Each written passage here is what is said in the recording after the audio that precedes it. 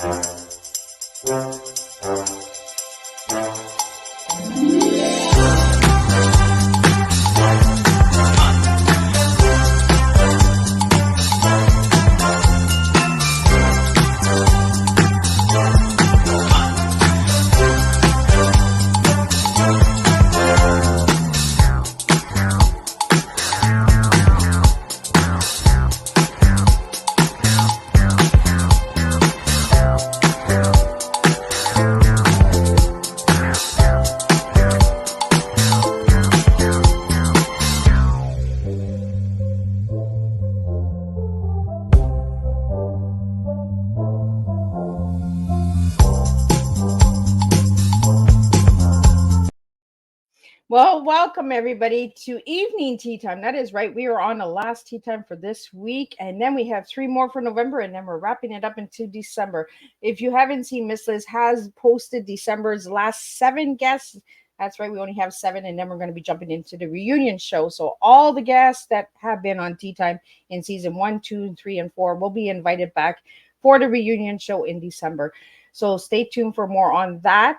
But tonight I have the incredible Jim Price in studio, and oh my goodness, his books. If you're a children's book lover like Miss Liz is, you want to go and grab these books. I'm telling you, Christmas time is coming, the perfect time to go shopping and grab from my guests, because all my guests have incredible children's books. They have incredible pajamas, they have movies, they have clothing lines, all of that good stuff. But Jim is going to be joining us tonight, and we're going to be talking about social skills. So something we don't really talk about, right? Life skills and all of that good stuff that kids learn, but you learn through Jim's books. So we're going to get the disclaimer out there. We're going to get the bio, and we're going to get Jim in here, and he's going to spill a good TEA, because Miss Liz doesn't do gossip tea. We do teaching educational awareness. That's right. We switch it up. We do it different in this house. So the disclaimer for Miss Liz's Tea Time live show. Miss Liz myself is going live using StreamYard. Before leaving a comment, please grant StreamYard permission to see your name at StreamYard.com. Please be advised that the content brought forward for any Tea Time show hosted by myself, Miss Liz, is always brought forward in good faith. However, it may bring forward dialogues and opinions that are not representative of my platform. The facts and information are perceived to be accurate at the giving time of airing. All Tea Time guests and audience participants are responsible for using their good judgment in taking any action that may relate to the discussion. The content brought forward may include discussions for some where they may be emotionally at risk. It is significant to know that this show is engaging in discussion forums only to offer and inspire awareness and connection, and is not providing therapeutical advice. If you have any questions about the disclaimer or the panelist discussion, you may freely contact me, Miss Liz, through my email at bookingmissliz@gmail.com. Moving forward, should you choose to voluntarily participate in tonight's show in any way, Miss Liz welcomes you. And should you choose at this time that the show is not made for you, I respect those wishes, and we'll see you at a later show at a later date and time. And again, all tea times this year are done on Thursday, 10, 3, and 7 p.m. Eastern Standard Time. If it's not a Thursday and you see a tea time, it's a rescheduled or a surprise tea, because that's just how my guests roll. They like to come back for a second tea sometimes. So now a little bit on Jim. Well, Jim Price is a children's book author and creator of the beloved Adventures of Harold from the Hood, children's social skills series for kindergarten through 6th grade. Jim mentors the youth through his work as a social counselor for a public school system. Jim is also a doctorate candidate at Americans International College. Jim's children's social skills series has been featured on CBS, Los Angeles, Fox Seattle, ABC New York, Studio 17 Live, San Diego, and The Morning Show inside South Florida. Jim has also done work with Kids Lit TV and does speaking engagements, webinars, and professional development training around his program of children learning social skills through literacy. Jim continues to fulfill his purpose of inspiring youths worldwide as his series has connected families and educators across the U.S. and other countries throughout building a culture of reading. So let me get Jim in here and he can spill some tea with us. Let me get him in here. Welcome, Jim. Thank you for having me, Miss Liz, and it's a pleasure and a blessing to be here on the tea today. We were talking in the back a little bit, and I was like, "Oh, everybody's saying Happy Thanksgiving." And I can't really say I can say Happy Thanksgiving, but it's kind of different. I just learned that today. As a matter of fact. Well, that's the way it is, right? We all learn from each other. And sometimes you think, oh, well, they're celebrating too over there. And we're like, oh, no, we did that in October. We got our turkey early. Yes. I definitely had mine earlier today too. I said, I was saying to myself, I can't eat too much because I got to be prepared. I can't, and I was kind of eating, and all of a sudden it's like, hey, time was going by, and I'm like, oh, I got to slow down a little bit. Right. If you eat too much of that turkey, then you just want to sleep after. That bird just stuffs you, and you're like, oh, it's bedtime. Yeah, it's exactly how I was feeling too. I said, "Oh, let me slow down here." But all the food was good. Everybody cooked good. I had a wonderful time with family and friends and stuff like that I hadn't seen in a while. So that was just a blessing in itself to be having the opportunity to fellowship with family and friends like that. Oh, well, that's awesome. I'm so glad when people can get together and have those moments, right? And sometimes that's the only time you see family is during holidays. So it's really nice when people get together. So, Jim, I'm going to start and I'm going to take you back because you write children's books. So I'm going to take you back to the little boy that Jim was. So who was Jim as a little guy and who is Jim now? So I think as a little guy, I think I was very inquisitive and always kind of curious about things and stuff like that. But I also was a kind of like people are movie buffs. So I was a cartoon buff. Like people say, oh, yeah, I'm a movie buff. I love movies. Well, when I was a kid, I was a cartoon buff, and I couldn't get enough of all the cartoons from Hanna-Barbera, Looney Tunes. I mean, all the different cartoons. I would watch them and everything, and I was always enthralled and intrigued by all the cartoons and how they, had their heroes and who are saving the day and things of that nature. The villains that play their role, and I think as a little guy, I grew up inspired by the way the art of cartoons and things of that nature. And then as I got older, because I actually used to be a pretty good drawer myself. I did art myself when I was a kid. I used to draw a lot. But as I got older, of course, I kind of got out of the drawing. And then as I got older, it's like, I began to have a new take on, cartoons and stuff, especially with my 12-year-old daughter, because now today's cartoons are so much different from the cartoons back then and everything. So my daughter, I watch cartoons with her, and I mean, it's just different. It is different, right? And if you ever tried getting your daughter to watch the cartoons that you watched? I have. I actually, you know what? One of the cartoons that I would have her watch with me, it was Tom and Jerry. That was one of the first cartoons that we watched together when she was like a baby. I would have her watch Tom and Jerry, and she would always be like enthralled at how I guess Tom was always trying to get after Jerry. When you think of those old cartoons, right? Like Looney Tunes, that kind of gives our ages away here. But, it made it fun. Yeah. There was a storyline behind it. I find that today's cartoons, the storyline is missing.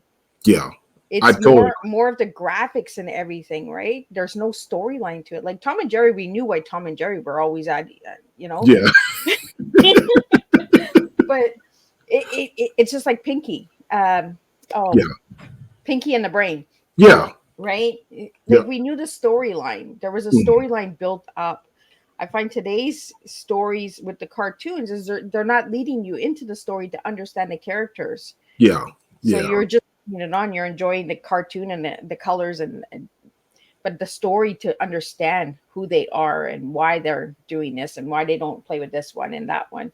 And they're taking all the old cartoons away from us. Yeah. Like, I want to get into this, Jim, because you were born in the same location as Dr. Seuss. Yeah. So I was born and raised in Springfield, Mass., and that's the same city as Dr. Seuss was born and raised. So when he talks about Mulberry Street, I passed by Mulberry Street probably millions of times because I lived in the city, grew up in the city and things like that. So that's another thing I think that's interesting about my journey is I've always felt that Dr. Seuss was definitely a pioneer in the children's book literacy world. And so I would grow up listening or reading, having read and reading his material and stuff like that, his children's books. And I always found it interesting how he always made things kind of have this rhythm, rhyme, and flow to it. And I think for me, it just resonated in such a way where I kind of incorporate kind of that element too with my books, where I have kind of try to have like a rhythm and rhyme and flow to it, kind of similar to how he did. And it's just ironic that we were born and raised in the same city. He's Dr. Seuss, and hopefully in a couple of days I'll be Dr. Price, because I do have my dissertation defense on Monday, so I'm hoping that'll go well too. But I mean, it's just an interesting thing to have, when you see different generations and how they use their platform and inspire kids and families and communities and things of that nature. So, I mean, they just had a Dr. Seuss celebration not too long ago at the Springfield Museum down here. And I was fortunate to be a part of that event a little bit and be able to share some of my books and share with the families and communities too. I just think it's really cool that you were, in the same area as Dr. Seuss, and then you're writing children's books. So I think it's like, like, I'm like, that's got to be Jim's mentor. Like, that's got to be like his role model. Like, this is where I learned how to do it. Like, Yeah. So I read a little bit of the books, like the little reviews and stuff on Harold. So how did you come about starting your books, Jim? And how did you get the character of Harold?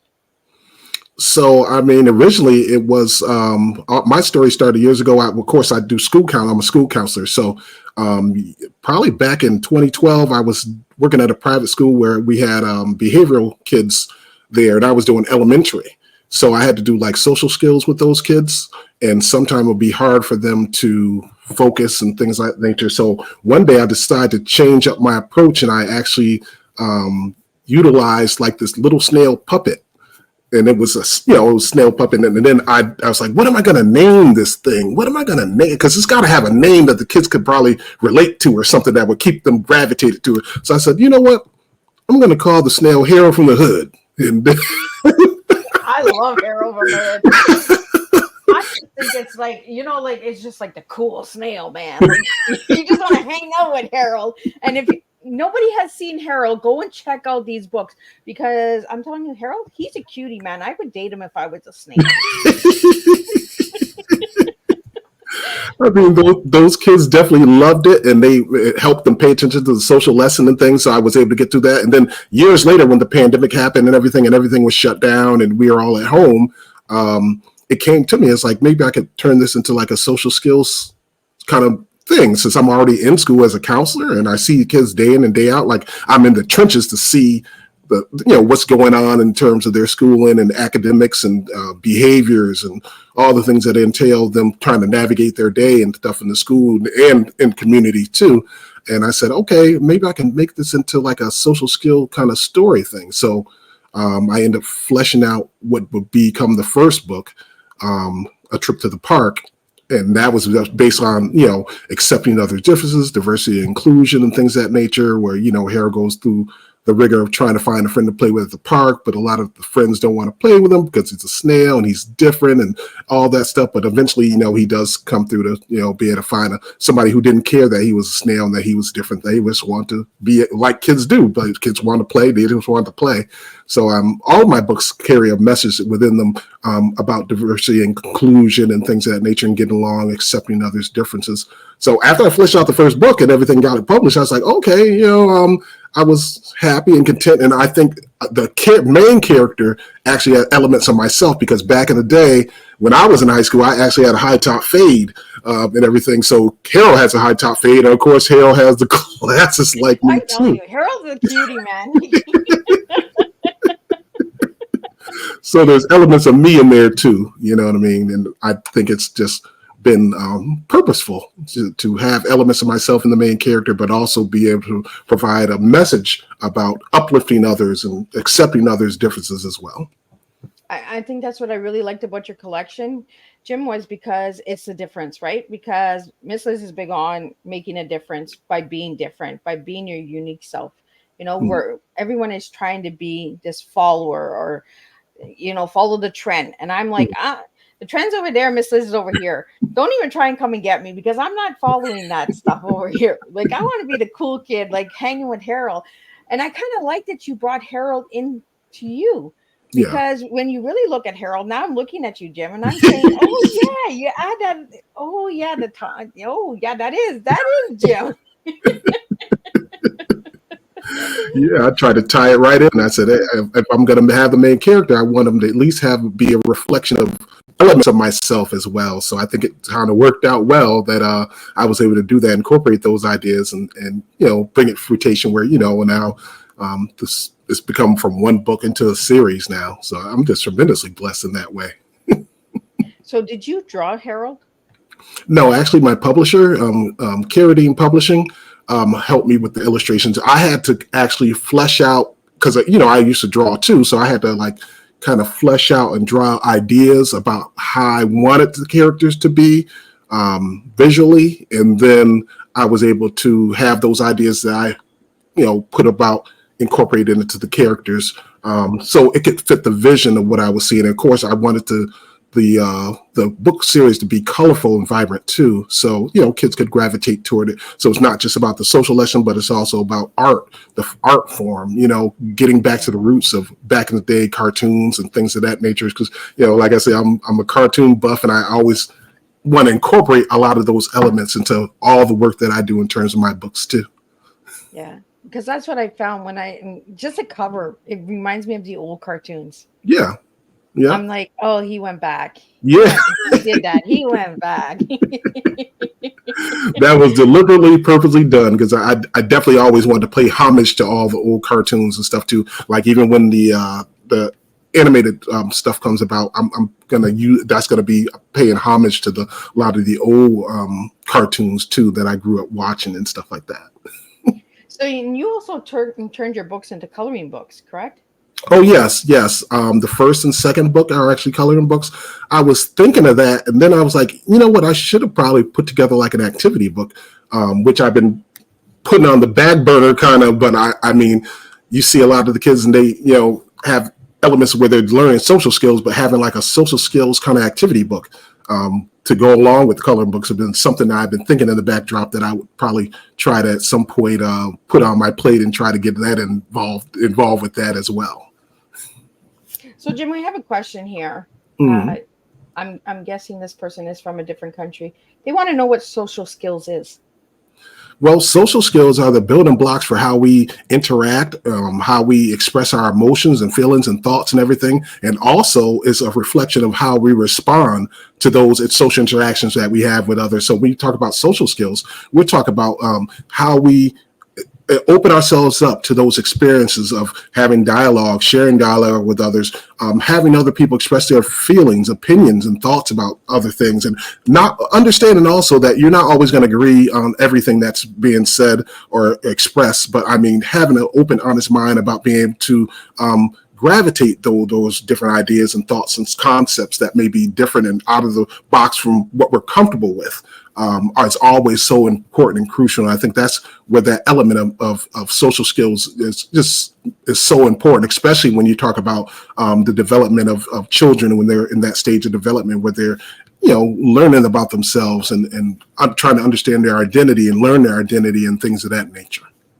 Now, do you think by being a school counselor that helped you?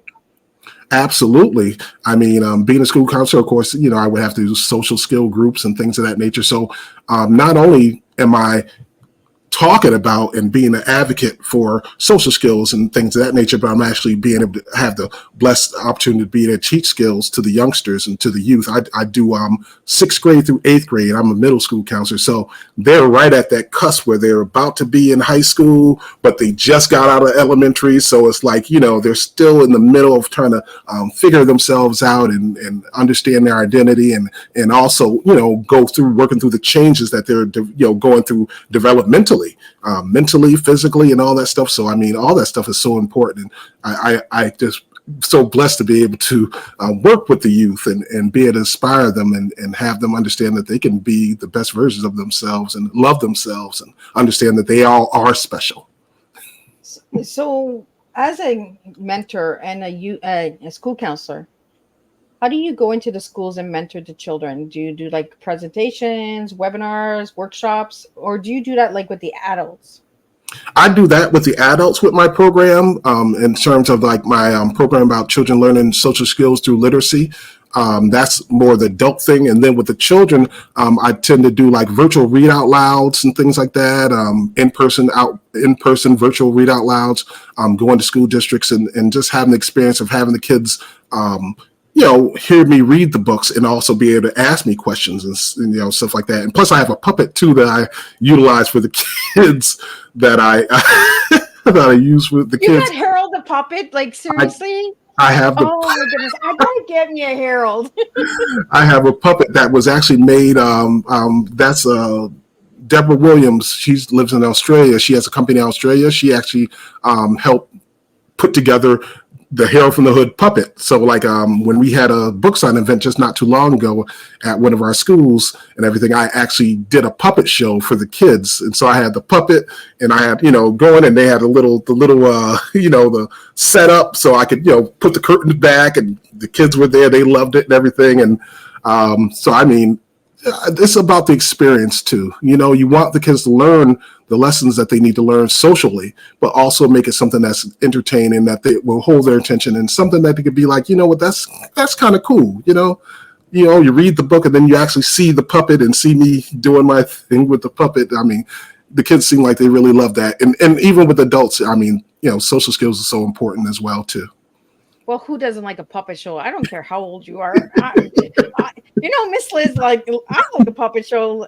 I went to a puppet show, I think the last time when my kids were small. My kids are all adults now. I think my son was 8 or 9 the last time, and he's 30 now. So, yeah. I could use a good puppet show. Kind of give my age away here. Yep, the kids definitely love that. I mean, that was actually the first time, that last book event that we did. It was a community book event where a bunch of local authors came together and stuff for a family community author event. That was the first time I actually utilized the puppet in the puppet show. And I mean, the kids, they definitely were entertained by that. So do you have puppets of all the characters in the story? Not as of now. Right now, I only have the main character, Harold, as the puppet and everything. But I do what I did with the other characters. I made like paper cutout kind of, that has the character on them. Oh, so okay. It's like kind of like with a popsicle stick? Yeah. Yeah. So I can actually, yeah. How it works. Get the glue sticks out, kids. We're going to make puppets. Right. I used to actually have like the kids as part of the social groups. I would do like little activities. And so one time I said, yeah, we're going to make some sock puppets today. And then sock puppets? What in the world? Because the kids there, sock puppet. What's a sock puppet?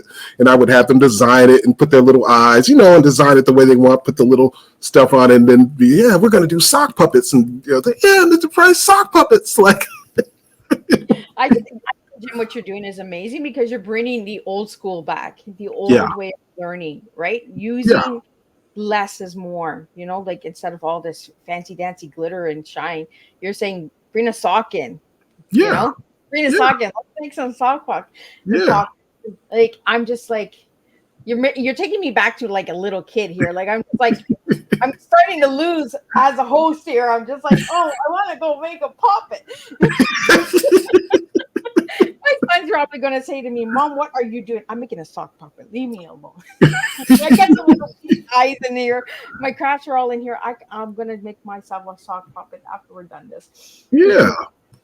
I think that would be cool, Jim. Yeah. It's activities and stuff, the kids seem like they love activities too. And I always try to have that be a part of the experience, not just where I would do like a virtual read out loud, but have them do some kind of, activity. It's not, it may be a big activity, but something that, correlates to what they just experienced with the book and stuff like that. And I think that the kids, they gravitate to that as well, with that in terms of like activities that are connected to the book in that way. I got a bunch of people here laughing at me. I'm good with the laughs. Like I'm literally gonna make me a puppet. I'm gonna get Jim to make me a Miss Liz puppet. If you could turn me into a character, who would you turn me into out of all of the characters in your book? Who would Miss Liz play best? Let me see, because I have a plethora of characters. Now I'm up to probably like at least 7 characters. And that of course is the stable of what all the lessons would. But I mean, I've always Lily the Ladybug is one of the characters, and I think maybe that would be. I mean, it would be Liz the Ladybug. Maybe that could be. I like it, Miss Liz the Ladybug. I like it. Oh, I want to go back, Jim. You mentioned something that we don't do a lot of, and that's read out loud. There was a story, I think it was called Storytime. It was on CBC or Kids Network in the 80s, where there was a read out loud. He would have a different children's book. I think that's really amazing that you're bringing that back, because reading out loud actually helps you learn your vocabulary a lot faster than just reading it silently, I've heard. So is that true?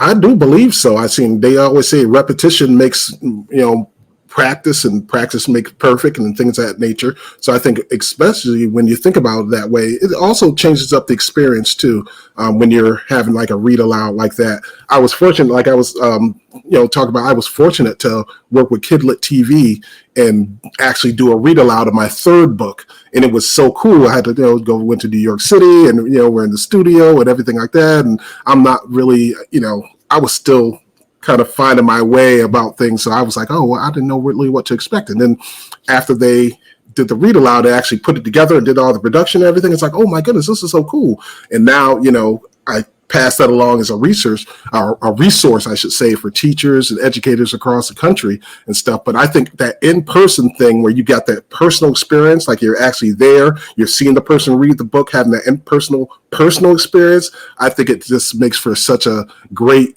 experience overall and stuff. I always feel like, I like doing that. I enjoy being like in front of the kids and having them be able to ask me those questions and stuff, whatever it might be, and be able to see me and say, hey, this guy, he's a regular guy. Like he's this guy's a regular guy, and we're enjoying our experience with Harold. Well, it reminds me of when I went to school, the librarian, we would go to the library to pick up a book. And the librarian would always read out loud a story. She would pick out a story and she would read it. And then we would go and pick a book that we would like, right? And I think that's where I'm getting like the old school. Like you're bringing the old school back of what they used to. Because now I know that there's no more librarians. You just go in, you take your book, you know. Yeah. Yeah. Like I think we should bring all these things back, like sock puppets, librarians, read out loud. Like I think we just need to do time travel, go back. Sometimes going back is good, guys. It's not always a heavy, hard time, right? Yeah. So I want to get into the activity books. You said you haven't done them yet? No, I'm planning on doing them right now. I just have the coloring books, but I am planning on doing like activity books, so it will be built around like social skill lessons and stuff like that, but it'll be activities within the activity book that will, give kids a chance to be able to learn and actually, do kind of like arts and crafts and things of that nature, little puzzles and games and stuff, things that, kids gravitate to. See, we got to hang, man. I can go where Dr. Seuss is, right? I got to hang. I got to hang with the hood. Harold in the hood. I got to get in the hood. I just love the name, and I think he's really adorable. Like, he's got this character. Now, I did notice basketball. Yes. And I did some research on you, Jim. Okay. You just got put into the Sports Hall of Fame for basketball Yes. in 2017. Yeah. So does Harold have some basketball skills? I mean, I would hope he does, because elements of me are in him and everything. And I mean, I think that was one of the things playing sports growing up. It always teaches you about teamwork, working together with others, camaraderie, putting together a common goal and achieving goals and things like that, and understanding that, everybody plays a part on the team in order to achieve that goal, winning and stuff like that. But also understanding that losing is a part of it too. And I mean, when you can understand that, sometimes kids, even the kids that I work with, will do little things. And I call myself the Uno King, the card game Uno King. I say, I'm the king of Uno. I'm the king of Uno. So they'll play me, and then I let them win sometime, but then other times I said, hey, they got to learn the agony of defeat too. They got to learn, and then they get a kick out of it, because after we play, I have like a little bag, and I cut out L's, like letter L's for losses, and they'll be like, yeah, I just won. Here, take this L, and I write the pass. Here's your pass back to class. Go back to class. And then they're like, I don't want to give this to my teacher. Yeah, take this L. Yep, it's got the pass on it. That's your pass back to class. But I think that's deeply important, Jim, that you teach them that they have to lose sometimes in life, right? Because if you just let everybody win all the time, they're not learning anything. And you have to teach children that it's okay to fail. It's okay to lose. It gives them that courage to fight and try harder. And think, next time I got this, I'm gonna do this. And then if not, well, then they get another L, right? I go in that bag and pull out that paper L and write the pad. Hey, back to class, time, date, everything. Here you go. Put it in your pocket. So, Jim, I want to ask you, did somebody in your family teach you how to do all of these little cute little pranks and twists and turns? Do you get it from your mom, from your dad, from your brothers, from the hood? Well, I mean, I think one of the things is a lot of my family members, of course, are very comical. I will always say, to a lot of my family, I said, if some of these family members could get an HBO special, they would be hits, like the comedian and certain comic level and stuff like that. So, I mean, my family, all of us, a lot of my friends, we've always been comical in that way. And a lot of the stuff I kind of just come up on the fly and kind of it just kind of works, I guess. You know what I mean? Of course, the students, they find it entertaining and stuff. Yeah, Mr. Price just gave you an L. He cut out a paper L and gave it to you after you lost to him in Uno. But, they get a kick out of that. You know what I mean? It's like entertainment, but also teaching a lesson, you know what I mean, where they understand that, hey, losing is a part of things. And sometimes even with academics, they have to do things they don't want to do. Sometimes they'll tell me, hey, I don't want to go to class. I don't want to do my math. And I'm like, sometimes I don't like to always pay bills. But I mean, I have to. I mean, I give them examples of that. If I don't pay the light bill, I'll be in the dark. If I don't pay the cell phone bill, I won't be using my phone. So I kind of use it in a way of saying, sometimes we have to do the things that we don't always enjoy doing, but especially in the academic world, I mean, those are things that are going to be the building blocks for your future. So, I mean, you have to get in there and get that work done. So, Jim, do you feel that the schools are teaching enough social skills to the children today? I think there could be a lot of more work done. I mean, our district is kind of unique because we have layers of that where, we do what's called social emotional learning curriculum that's for the students on top of what they would get from me as a counselor, getting social skills. So, I mean, and we have the added layer of being able to work with, psychotherapists that have a place within the school, because I mean, mental health is also such a big thing with our kids these days. People sometimes forget that these kids are, coming from so many walks of life and dealing with so many elements at home that mental health is a big thing too. So our district is very good about having layers upon layers that can help support the kids, not just from a social skills standpoint, but from a mental health standpoint as well. And I think sometimes that's an element that's forgotten and put in the backdrop of, when we're talking about kids and their development too. I like that you brought that up, because I have somebody coming on in December about children's mental health. We're always talking about the adults' mental health, but we're not talking about the children's. Yeah. You know, they were affected too when COVID came. You know, they school, online school learning. You know, going to school, not going to school, doing this, doing that, going to a different school because of different rules and regulations. You know, there was a lot put onto the children. So, do you feel that your books help with mental health as well? I think reading is therapeutic in itself. I mean, it puts you in a place where you're kind of detach yourself from the realities of things, and you're living the life of these characters. You're going through the experience of these characters that you're reading about. So, I mean, a lot of the kids, they will kind of relate that to how video games are. They play the video games, and they're going through the experiences of the character that they're playing. And, books are just another form of art in that way, where, you have these characters and you're having the kids go through those experiences. And that, in a sense, can be therapeutic. Reading literature in that way is therapeutic in itself. It helps relax and deregulate things in terms of feelings and calming down anxiety and things of that nature. So, I mean, there's elements in there also when you talk about literature and reading and things like that, that acts play a role in trying to be able to, deal with some of the mental health issues and concerns that some of the students, even whatever they come from, children may be dealing with and struggling with. Yeah, I think art is a way of children expressing themselves, right? Because we do that with adults as well. We use art, right, to express and to release. Now, do you have any future plans for Harold in the Hood? I am. Like, where's Harold going? Like, where can I find this cute guy, man? Like, I swear I'm gonna put him on a dating site, like, and I'm gonna be like, I'm gonna be hitting him up, like. Well, I am. Once I finish my doctorate and get that out the way, that's been taking so much of my time. Just getting to the point, because you have just not a dissertation, you have to do the PowerPoint and have all that aligned and with the committee members. So that's a process with themselves. So I think I was thinking of beginning to flesh out the story for the 4th installment.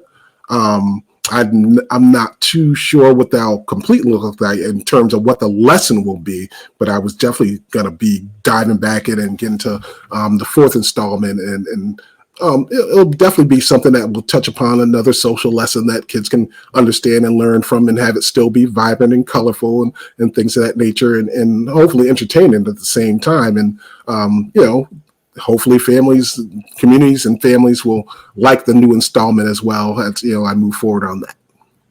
I think you should put Harold in Canada. It's just a hint. You can come and see Miss Liz. We can have tea together. Like, Harold in the Hood. My God, like, take me on a date, man.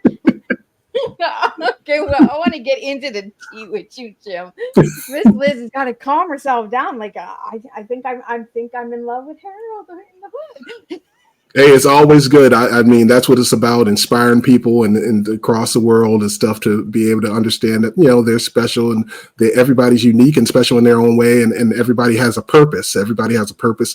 Sometimes people may not know exactly what their purpose is right away, but I mean, life experiences can lead you in the direction to know exactly, get to where you feel like, okay, and I know this is what I'm led to do. This is my purpose and what I'm supposed to do. And I mean, it took me a while to kind of get to that, on that path and things. But once I figured it out, I said, okay, this is what I'm supposed to do. I'm supposed to be mentoring the youth. I'm supposed to be, making these books. I'm supposed to be doing things that inspire the youth the worldwide to be, understand and love themselves and be the best versions of themselves that they can be a better person each day, as I tell my students. Well, and I think that's where your passion is. Yeah. You can see the passion in the stories and that as well. So I want to ask you, if I give you the letters TEA, what 3 words would you give me? Because I'm going to get you to do some homework, or I'm going to get my L ready and send you back to class. You're cutting out your paper L right now to give it to me. Oh yeah, I do have scissors here. So yeah, I mean, T, I would say, is definitely teaching, and that can definitely correlate to the social skills that I teach, the lessons that I teach, and go with the kids and deal with that. Definitely, E could be education or educator, And I take great pride in being an educator and working in the public schools and being able to be in the trenches day in and day out and share with the kids their experiences and help them navigate their days and deal with all the elements that they're dealing with in terms of what it might be mental health or having academic issues and concerns and things of that nature. I just love being able to be in the trenches and be able to help the kids and steer them and hopefully give them guidance. I always say advice is only good if you take it. I mean, I give you advice. It's only good if you take it. So sometimes they take it and sometimes they don't. And later on, I was like, oh, yeah, Mr. Price, I probably should have listened to you when you said that. When you gave me that advice, I probably should have listened to you. So, I mean, it's just, and I also would say with the A, it's action, because, I mean, you have to put forth action. I mean, it's good to have words and things like that and share, like, okay, yeah, advice is only good if you take it, but also, showing the kids through action that you care and you're concerned about their well-being and that you want them to nurture themselves in a way that they can grow positively and just become good, outstanding young adults, as I like to say to them. If anything else, at least be a good citizen. Be a good citizen when you get older. Be a good example. Yes. So, Jim, what do your children think of your books? They actually think it's pretty cool. That it's interesting because kids are so curious and everything. So I don't really always talk about a lot of the stuff. I keep a couple books around, and like they have a few copies of the book in our library at the school and stuff. So the kids will go by and see that and stuff like that. But I don't really talk about it too much, with them. But they apparently they find out on their own about me. It's like, yeah. I saw your book on such and such and this and that and the other oh man, I'm like, okay, so and then you were on the news, and so how'd you know that? Like, I didn't tell you anything about that. Like, so, but the kids they get a kick out of it, and I do a lot of incentives around the book with the kids in school. So like with my sixth graders, I do incentives where, hey, if they done whatever good grades for the marking period, I'll come and do a read aloud, and then I'll get little wristbands that have hair from the hood and buttons and little things like that. Little things that they're little, but to them it means a lot when I'm sharing those things with them. And they return the love to me too, because I'm a big lover of the cereal Cocoa Puffs. So every morning I'll be at school, I'll try to have me a little small bowl of Cocoa Puffs. So now the students know, and if they know that the breakfast in that morning has Cocoa Puffs, they'll actually bring me them. They'll be like, hey, I'm stopping by to see you. Here's some Cocoa Puffs. Like, I'm like, that's so nice. You guys just help me out here. Give me some Cocoa Puffs. I think it's pretty fun. It makes me want to go back to being in school again and running up to, Mr. Price, can I get some Cocoa Puffs? Yeah, I keep a little stash, and then I let the kids. Sometimes the kids will be like, I'm hungry, I want a little snack or something. I'll be like, here, have this, and they'll be okay, cool. So it's not just about me; it's also about the kids too. But it's nice that they learn about sharing and showing empathy by, coming to me and saying, hey, we had Cocoa Puffs for breakfast this morning. I know you like them. Here's a few for you to have. Like, I think it's cool. And I think that it's cool that your students know that you like Cocoa Puffs. Yeah. And if they don't know, they can watch Tea Time and they can see that you like Cocoa Puffs. What are you getting for Christmas there, Mr. Price? You're getting Cocoa Puffs. Yeah, maybe some of my staff members, they'll be like, yeah, we're going to get you a big box of Cocoa Puffs and bring them in. That'll be your Secret Santa gift or whatever. Jim, I want to get into your favorite color. Your favorite color is blue. Yes. Why? I just like I guess for me, I just always grew up liking blue. Like, when you think about the blue skies and stuff like that, sometime when I was a kid and I'd be outside, like nowadays, the kids don't really go out inside and play. Like, everything's inside. Everybody's doing video games on their cell phones and stuff. But when we grew up, we were outside. Like, we were enjoying the outdoors. We were playing kickball, volleyball, whatever, wiffle baseball, touch football. Like, we were doing it all outside. And sometime when I was a kid, I would look at the sky and look at how, like, beautiful the scenery was in terms of the blue sky and the clouds and stuff like that. And, I'm not saying I would do it all the time, but it just gave you a different perspective on things. And I think that kind of steered my liking toward blue and stuff like that when I would experience those things. Growing up, even when we were younger and before they even had like that, I'm probably really telling my age, but before they would put a lot of the courts, like we didn't really have, growing up, we didn't have a real basketball court around the area until like a little bit later. So we all like basketball. So what we would do, we would have those milk carts. We'd cut out the bottom of the milk cart thing, that would have the milk in it, and we would like put it up somewhere, and we would have the milk cart be our basketball hoop, and we would play basketball with that until they, the neighborhood actually put a basketball court up and everything in our area. So, I mean, a lot of those childhood memories and stuff just always have stuck with me, and I think that's one of the things that even I tend to do today. Is like, just look at the wonders of the things that we see and things like that in terms of the clouds and the sceneries and how up here, the fall weather, how it changes the leaves and colors and all that stuff is so beautiful. And I think being able to connect with nature in that way helps you become be a well-rounded person as well, and can help in a lot of ways therapeutic too. I think it's the different flows of the blues, right? Yes. And that's what I kind of figured. I was like, oh, he likes blue. So you see, I got all the different skies going on here. Okay. Yeah. Got the blue. I like that. I always try to wear the colors of the guests. And that's why the question's there. And colors also tell us a lot about a person. Sometimes they can bring back a memory, a special location, it brings back stories, right? And I always like to dig deep. I like going deep with my guests, and I like to know why they like certain colors and certain words and stuff like that. Yeah. Now, I asked you to give me one word to describe yourself. Do you remember what word you gave me? Oh my goodness. I'm going to see if you remember.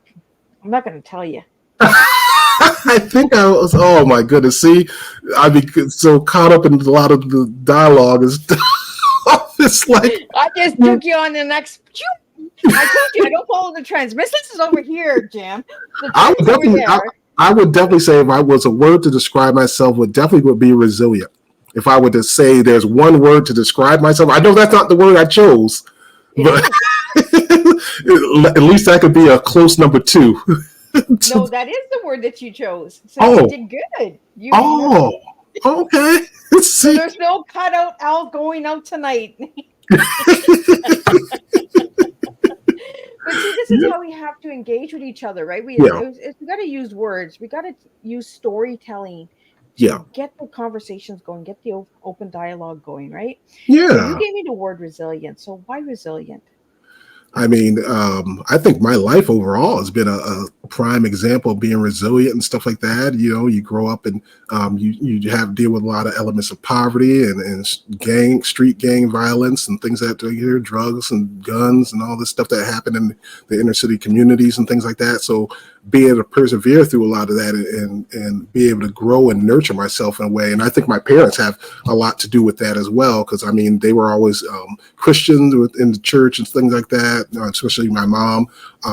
And they always would nurture those ideas of, wanting to make good choices and be a person of, good standing and understanding that you can be in the world to help others, being helpful to others, showing others empathy and things of that nature. So I think that resilience and it showed me a lot of things and going through those experiences and growing up. And then as I got older, of course, going to college and things that they experience and all the things in college, how that entails. Because they always say you learn all these things in college, but it doesn't really always prepare you for the real world, which I definitely, as an educator, I can speak highly on that. I've learned many things, but a lot of the lessons sometimes didn't always gravitate toward the actual experience when you're in school and you're actually in front of the kids and you're going through the experiences and you're dealing with whatever the situation may be, whatever, if there's a crisis or whatever it might be, but just going through those rigors. So I think a lot of those things shaped me to be the way I am today, and I'm grateful for all those experiences, because I mean, I definitely wouldn't be where I am today if it wasn't for all those experiences. Well, what I really like about your collection, Jim, is you got Harold in the Hood, and you talked about the violence, the gangs and shooting and stuff like that. You actually made something positive out of what people considered a hood, right? Yeah. Because they look at the hood and they're like, oh, that's like where all the gangs are. That's where the shootings, that, that's where the drugs and all of that stuff and crime is. But you actually took the hood and changed it into a positive perspective. And I think that's what I really like is you gave the children a different perspective of the word hood.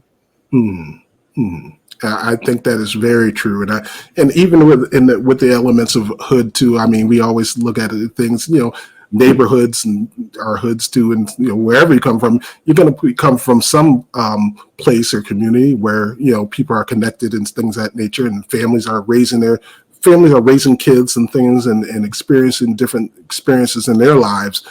So I mean, it's just always a tremendous blessing to be able to create something that connects people together and things of that nature. Have some people have an understanding of each other, especially when you talk about accepting others' differences and things of that nature, and diversity and inclusion, and what those all things really mean in terms of us all, getting along and learning about each other and understanding each other so much better. That makes the world a better place.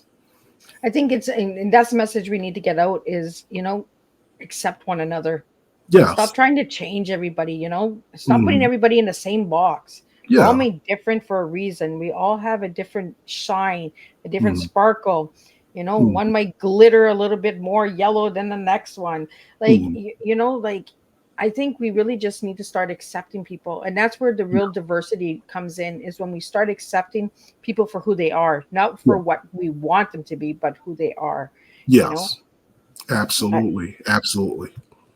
So we're almost at the end here, Jim. You almost last a whole hour with Miss Liz. I don't know how you did it.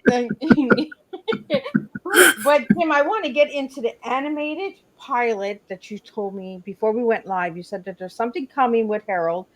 So let's get that good news out there so people can look forward to it.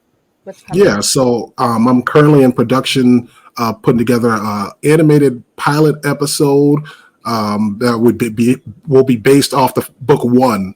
So this is just going to be, a pilot episode to see how it does and stuff like that. And it's going to take a little time, but it should be coming out soon. And I'm just very excited about that project because I've always felt like, Harold, I'm a throwback person in terms of cartoons, and that would be a prime opportunity to really showcase that in terms of my experiences and what I feel is a part of my journey and purposes in terms of accepting the old school and paying homage to all the old school cartoons and things of that nature. So I'm definitely looking forward to that project coming out.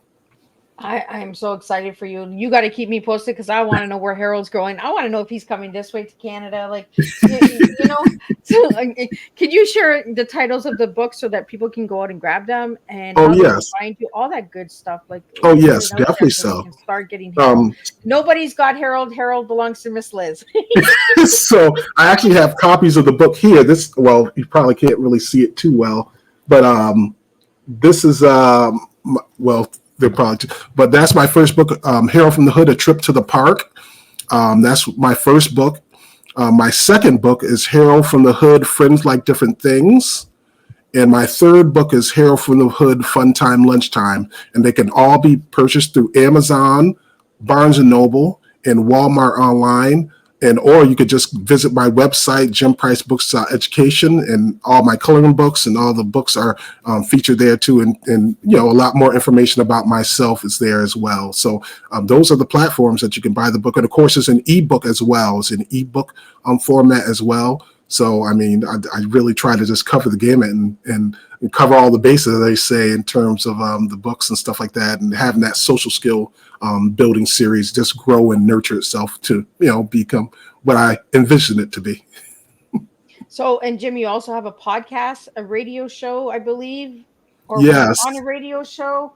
Yes. And also there's a spot on your website where people can make donations. Do you want to share a little bit about that before we wrap up?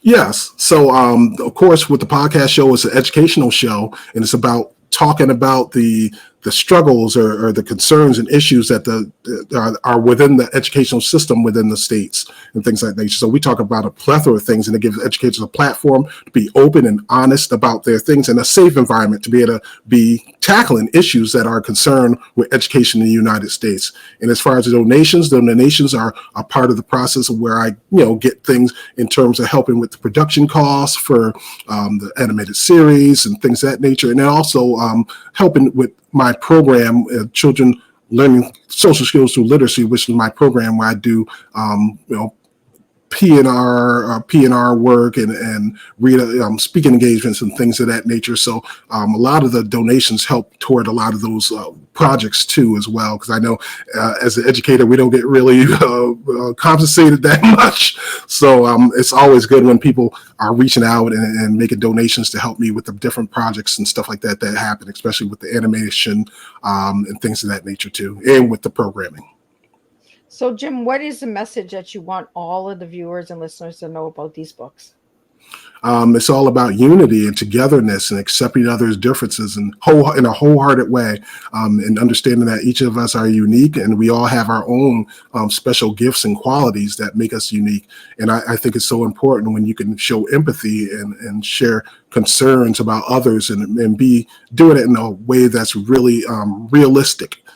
In terms of like how you connect with others and how you respond to others and how you put yourself in other people's shoes to try to understand their feelings in terms of when you're interacting with others. So I think that would be the biggest message for me in terms of the viewers and stuff like that, in terms of that, my message. Well, I really, really enjoyed this. You took me down the old path of old childhood memories. I'm telling you, we need to really just keep these alive, right? We really got to so for the viewers and listeners out there, just bring back the old ways. The old ways were fun, get in the mud, play in the mud, jump in the mud, play in the puddles, So you said book 4 is coming out that you're working on, right? It's not out yet. It's not out yet, but I've been putting the frameworks together for it, and actually some of my students have been asking too. And I would be like, I can't tell you guys that. And then I'll be like, it's winning time. That's what I'm about to win in the game of Uno. I would win and stuff. I'm like, here's your path here. Dig in this bag and get your you can I have a big L, little L, whatever you need. I got it. You can pick whatever you want and stuff. They'd be like, yeah, but that's what I was, it's winning time. So, I mean, So we do have a question about Uno. How old were you when you played your first game of Uno? Oh my goodness. Wow. That is a great question. Because me and my mom, we used to play. She was actually, when we were kids, when she was going to school, she would have like all her books and stuff all draped all over the kitchen table because she was studying and stuff. So, we were kids. We want some attention. So that would be her way of giving us attention. She'd be like, okay, we'll play some Uno. We'll play. So I probably was like 8, maybe 7, 6, 7, 8, maybe younger, a little bit, about in that age bracket when we first started playing Uno with my mom and stuff like that. And then she'd be like, oh, I played now let mommy study. Let mommy study. Like, let mommy study. But I think that was a bonding time for parents back in the day, right? Where they played games of cards with us. Yeah. I do the same with my daughter too. We got communication, right? How we learned numbers. Like I learned how to count numbers with cards. Yeah. My mom would go through the flashcards with us and do all that stuff. I mean, I do all the games with my daughter too. I let her win sometime. We'll play like Trouble, Uno, Dominoes, whatever it might be. I let her win sometime, but most of the time I let her know, hey, you got to learn. Agony defeat. You got to get the L. I love that concept. I'm going to pull that with my grandkids. I'm going to get them to play a board game at Christmas time, and I'm going to get my cutout L's, and they're going to be like, Miss Liz, where did you get that? I tell you. They'll definitely I had an incredible time talking with you, Jim, and I am so glad that you reached out to be on Tea Time, because we need more stories like this out there. Again, Christmas is coming. Get some books for the kids. Let's really start reading and spending some time, quality time, reading out loud. I think it'll be really cool. And if you ever get Mr. Harold the puppet, I'm going to make a popsicle stick puppet, and a sock puppet. I need to get a sock. I have these beagle eyes that are in my drawer over here, my craft drawer, and I Yeah. don't know what to do with the eyes, but now I know what to do. I'm going to make some sock puppets with the Yeah. That's a good holiday. How they say a stocking stuffer. Make some Right? sock puppets. You stuff them right on in there. What are we doing? We're stuffing stockings in a different way. Right. We got attitude, character. Well, I really want to thank you, Jim, for joining me. I want Thank to you thank for our having me. viewers and listeners and everyone who sent a question in. Without you guys, I couldn't do any of this. And I have a blast with my guests all the time. So if you'd like to see all of these tea times, check out Miss Liz's YouTube channel. Give it a quick little subscribe and ring that doorbell, and you're going to be notified all the time. If you'd like to know more about the tea time guests and that, you can check out the website as well, www.misslizsteatime.com. All the guests are there. You'll see them in the upcoming events, and you'll also see them in the podcast section. So you can check that out. You can check out the collaboration and support as well. Some of the guests are in there as well who have collaborated with Miss Liz. And I will be back next week for the last 3 TEAs of November. And then we're going to jump into December. And we got 7, and then it's reunion time. And reunion time is always nice because the guests get to meet each other during that time. So we get to switch and collaborate and do all that good stuff. So until then, I will see everybody next Thursday, same time, same place, 10, 3, and 7 p.m. Eastern Standard Time with 3 new TEAs. Until then, thank you guys and have a good weekend.